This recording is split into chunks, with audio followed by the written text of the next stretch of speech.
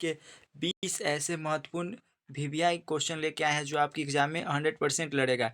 Explanation व्याख्या करने वाला प्रश्न आप लोगों के लिए लेके आए हैं। कितना? मात्र 20 ऐसे क्वेश्चन लेके आए हैं जो आपकी एग्जाम में 100% इसी में से आएगा। तो आप लोग इस सभी क्वेश्चन को शुरू से अंतिम तक देखिएगा और जितना क्वेश्चन आप लोग को देंगे इसी में से आएगा। इससे बाहर एक भी क्वेश्चन नहीं आएगा। और आप पीडीएफ नोट्स बिल्कुल फ्री में अभी तक आप लोग न लिए तो आप लोग इस नंबर पर कॉन्टैक्ट करेंगे 62 023 38 462। आप लोग इस पर कॉन्टैक्ट करेंगे तो आप लोग को बिल्कुल फ्री में पीडीएफ नोट्स प्रोवाइड कर दिया जाएगा। तो आप लोग इस नंबर पर जल्दी जल्दी कॉन्टैक्ट करें 62 023 38 462। इस पर आप लोग जल्दी जल्दी मैसेज कीजिए। आप लोग को पीडीएफ नोट्स बिल्कुल फ्री में दे दिया जाएगा। और 4 अंक वाला प्रश्न है, 4 अंक वाला प्रश्न है। तो आप लोग को 20 गो 4 अंक वाला प्रश्न बताएंगे। कितना? मात्र 20 को बताएंगे और आपके एग्जाम में इसी में से आएगा। तो चलिए क्वेश्चन की तरफ चलते हैं। पहला क्वेश्चन है, सच है जब तक मनुष्य बोलता नहीं तब तक उसका गुण दोष प्रकट नहीं होता। मतलब इस चैप्टर के माध्यम से बताया गया कि सच है जब तक मनुष्य बोलता नहीं ना है तब तक उसका गुण दोष प्रकट नहीं होता है।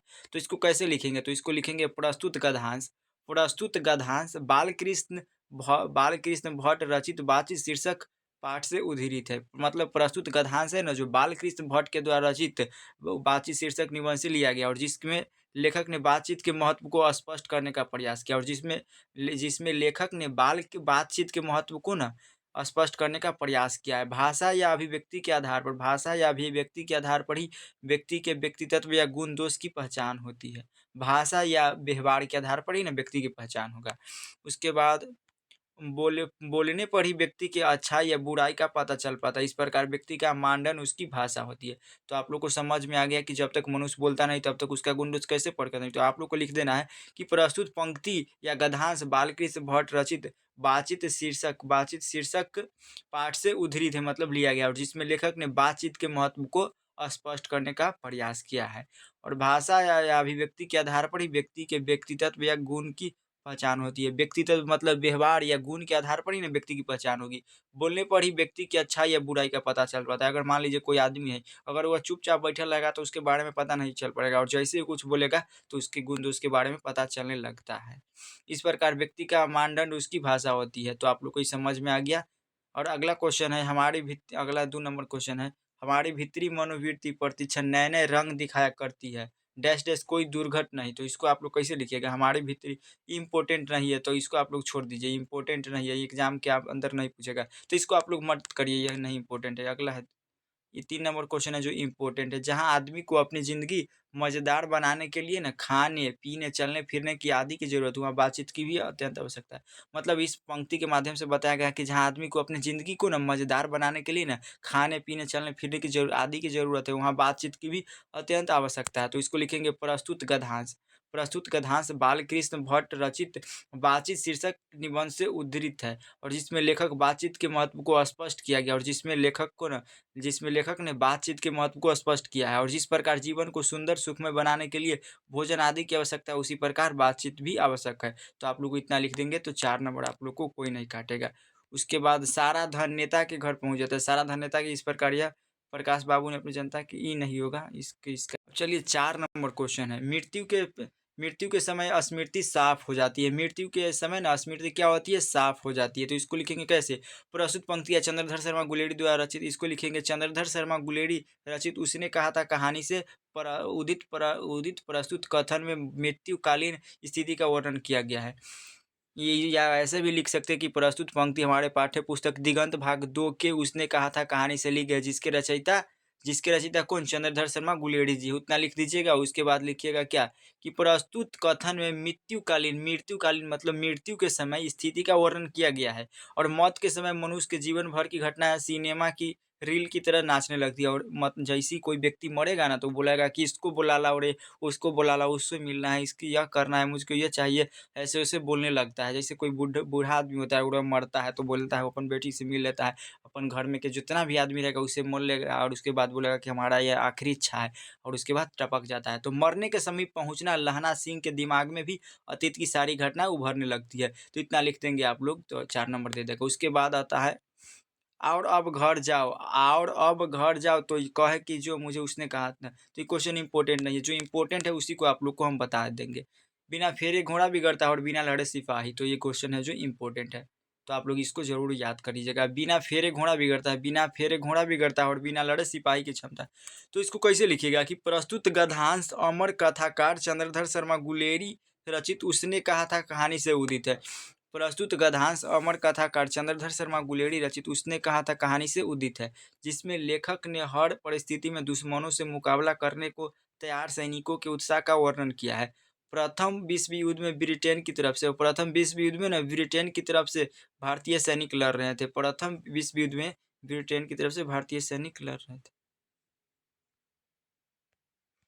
और उसने कहा था कहानी का लहना सिंह अपने देश से 10 गुना ज़्यादा ठंड प्रदेश में वीरता से लड़ने को उत्साहित रहता है। मतलब ठंड इतना ज़्यादा 10 गुना ठंड था अपने देश से ज़्यादा, और तब भी वो लहना सिंह था जो लड़ने के लिए उतावला था।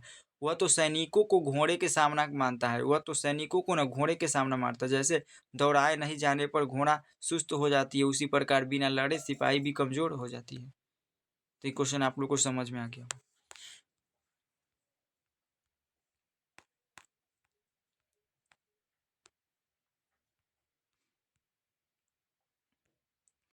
उसके बाद एक क्वेश्चन है, प्रत्येक पत्नी अपनी पति को डैश डैश लता वृक्ष को देखती है। तो ये क्वेश्चन है जो क्या है, वीवीआई है।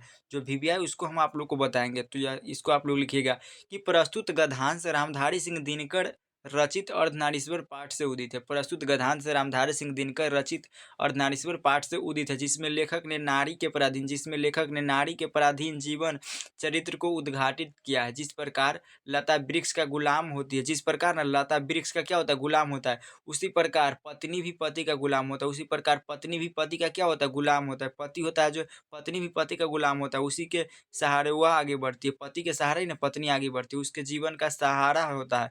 इस दृष्टि के आधार पर नारी को पंगु बना दिया गया है। तो आप लोग इतना लिख देंगे, 4 नंबर मिल जाएगा।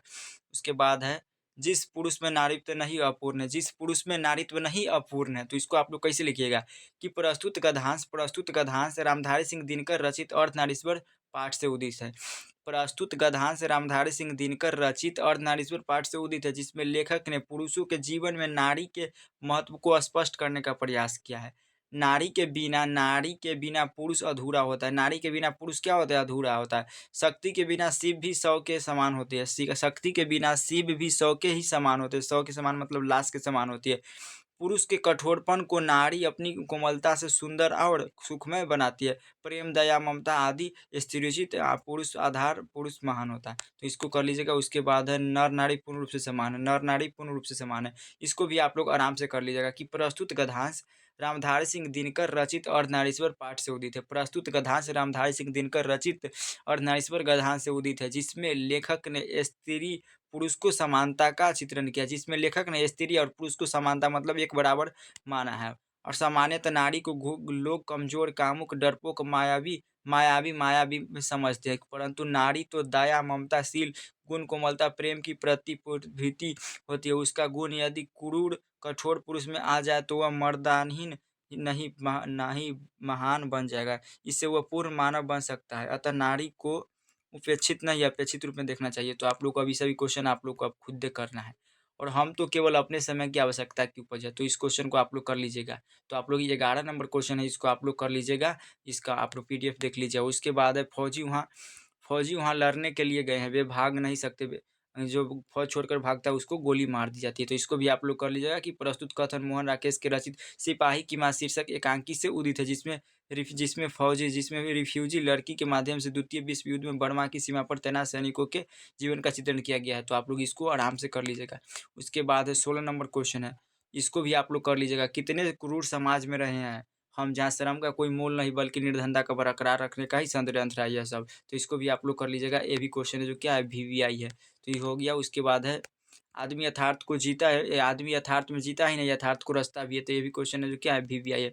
तो आप लोग इस सभी क्वेश्चन को जरूर कर लीजिएगा। उसके बाद 18 नंबर है, यथार्थ के इसको भी आप लोग, इस क्वेश्चन इंपॉर्टेंट नहीं है, क्वेश्चन इंपॉर्टेंट नहीं है, इंपॉर्टेंट आप लोग के लिए नहीं है। तो ये क्वेश्चन आप लोग छोड़ दीजिएगा, जो इंपॉर्टेंट है उसको कर लीजिएगा। उसके बाद आता है, एक नयन मोहम्मद गुनी सोई भी मुहा जय कवि सुनी, चांद जैस जग विधियो तारा देह कलंक की उजियारा, जग न एकर नैना हुआ उक। इसको भी आप लोग कर लीजिएगा। ये भी इम्पोर्टेंट है। उसके बाद है कि नहीं समुद्र लौ जो खड़ा है, ये भी आप लोगों के लिए इम्पोर्टेंट है, तो इसको भी कर लीजिएगा। उसके बाद है मोहम्मद कवि है, ये भी आप लोगों के लिए इम्पोर्टेंट है, तो इसको भी आप लोग एक बार देख लीजिएगा। उसके बाद है ये भी इम्पोर्टेंट है, 6 नंबर भी इम्पोर्टेंट है, इसको भी कर लीजिए। उसके बाद आप लोग को बताते हैं तो ये भी आप लोग को कर लेना है, इसमें से कोई एगो पूछ देगा तो आप लोग इस सभी को कर लीजिएगा, तो आप लोग को कोई दिक्कत नहीं होगा। और उसके बाद आता है चिर विषाद विलीन मन की, ये भी इम्पोर्टेंट है, ये भी इम्पोर्टेंट। उसके बाद ये भी इम्पोर्टेंट है तुमुल कोलाहल कलम हृदय की बात है, ये सभी क्वेश्चन को आप लोग को बढ़िया से कर लेना है। और ये भी इम्पोर्टेंट क्वेश्चन है, जितना भी आप लोग को हम बता रहे हैं ना ये भी इम्पोर्टेंट है, तो आपके एग्जाम में इसी में से आएगा, इससे बाहर आपके एग्जाम में ये भी एक भी नहीं आएगा। और ये भी इम्पोर्टेंट है, तो आप लोग इस सभी को याद जरूर कर लीजिएगा। और ये भी इम्पोर्टेंट है, ये भी इम्पोर्टेंट है 4 नंबर। और उसके बाद ये इम्पोर्टेंट नहीं है, तो इतना बता दिया आप लोग को। उसके बाद इस संसार का ये भी इम्पोर्टेंट नहीं है, इम्पोर्टेंट नहीं है। और ये वाला इम्पोर्टेंट है, ये इम्पोर्टेंट है, 20 नंबर क्वेश्चन है जो काफ़ी ज़्यादा इम्पोर्टेंट है। तो आप लोग को इस सभी का पीडीएफ हम आप लोग को दे देंगे। इसका पीडीएफ आप लोग को हम प्रोवाइड कर देंगे आप लोग को ना। यह पीडीएफ आप लोग देख लीजिए, एक पीडीएफ में आप लोग को हिंदी का पूरा मिल जाएगा, सब्जेक्टिव मिल जाएगा, पूरा सब्जेक्टिव सेक्शन का आप लोग को। और इससे बाहर आपके एग्जाम में एक भी क्वेश्चन नहीं आएगा, इसी में से आएगा। इसमें आप लोग को निबंध भी रहेगा, निबंध नहीं है जैसे सारांश है, तो आप लोग को सारांश और 5 नंबर वाला इसी में से काम चल जाएगा। इसे आप लोग वीडियो पीडीएफ के ना शुरू से देख लीजिए आप लोग को। पीडीएफ को आप लोग को शुरू से देख लीजिए, आप लोग को पीडीएफ हम शुरू से दिखाते हैं, इस पीडीएफ को आप लोग ज़रूर एक बार रिवीजन करिएगा। आप लोग तो बहुत कुछ पढ़े हैं, लेकिन इस पीडीएफ को भी आप लोग ज़रूर एक बार रिवीजन करिएगा। आप लोग इस सभी पीडीएफ को ना एक बार ज़रूर रिवीजन करिएगा। आप लोग को इसमें से 2 नंबर वाला क्वेश्चन भी कंप्लीट हो जाएगा, और आप लोग को 4 नंबर वाला, 5 नंबर वाला भी आप लोग को क्वेश्चन कंप्लीट हो जाएगा। तो आप लोग इस सभी क्वेश्चन, इस सब पीडीएफ को आप लोग एक बार रिवीजन ज़रूर कीजिएगा। इस सभी को रिवीजन करिएगा, आप लोग को बहुत ज़्यादा बेनिफिट होगा, तो इसको रिवीजन आप लोग करिएगा। इसको रिवीजन आप लोग ज़रूर करिएगा एक बार। आप लोग इसको रिवीजन ज़रूर करिएगा, और इसका पीडीएफ लेना चाहते हैं तो आप लोग इस नंबर पर कॉन्टैक्ट करिएगा, 62 23 38 462। आप लोग इस नंबर पर कॉन्टैक्ट करेंगे तो आप लोग को पीडीएफ बिल्कुल फ्री में दे दिया जाएगा। और अगला आप लोग को किस टॉपिक में दिक्कत हो रहा है, आप लोग कमेंट करके ज़रूर बताइए। आप लोग कमेंट करके ज़रूर बताइएगा, अगला किस टॉपिक पर आप लोग को वीडियो चाहिए, आप लोग कमेंट करके ज़रूर बताइएगा। तो मिलती है नेक्स्ट वीडियो में, तब तक के लिए जय हिंद, वंदे मातरम। आप लोग चैनल को सपोर्ट कर दीजिएगा।